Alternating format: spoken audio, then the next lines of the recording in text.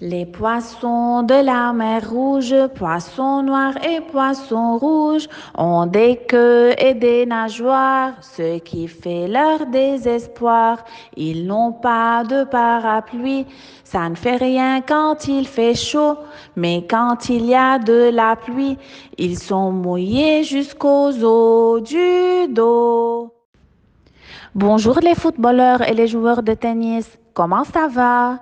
En quelle saison sommes-nous? Bravo, nous sommes en été. Pendant cette saison, nous allons à la mer pour nager, jouer et barboter dans l'eau. Savez-vous comment appelle-t-on les animaux qui vivent dans la mer?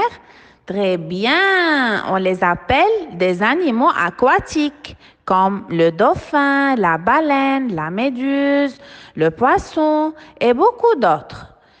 Il existe des poissons de différentes couleurs et formes. Ils ne sont pas de la même taille. Certains sont petits, d'autres grands, plus allongés ou plus aplatis.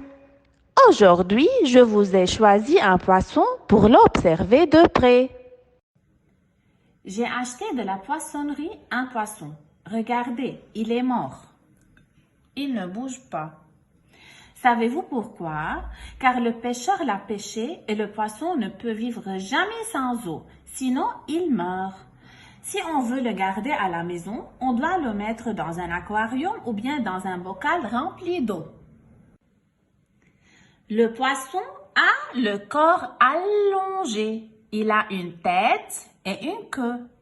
Il a deux nageoires, un et deux. Il a deux yeux. Il a deux branchies qui s'ouvrent et qui se ferment. Un et deux.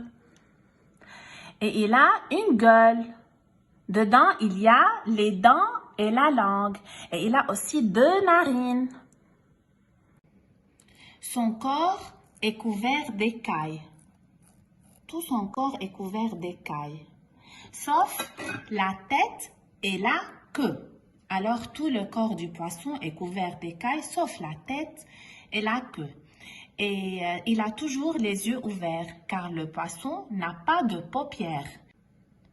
Ses nageoires l'aident à nager et à se déplacer. Et les branchies, de nouveau, on va voir les branchies, lui permettent de respirer et il remue sa queue pour nager. Alors, il se nourrit de l'herbe, des miettes de pain, des vers, des moucherons et des algues. On dit que le poisson broie les aliments. Il pond des œufs pour donner naissance à des petits poissons. Parfois, les grands poissons mangent les petits poissons. On mange les poissons frits ou bien grillés. Il ne faut pas oublier d'enlever les écailles et les arêtes. J'ai découpé le poisson pour vous montrer les arêtes. Regardez comme elles sont dures et pointues. On ne peut pas les avaler car ça pique la gorge. Alors les enfants, il faut chaque semaine manger du poisson car les poissons sont riches en vitamines et en calcium. Ils sont très bons pour la santé.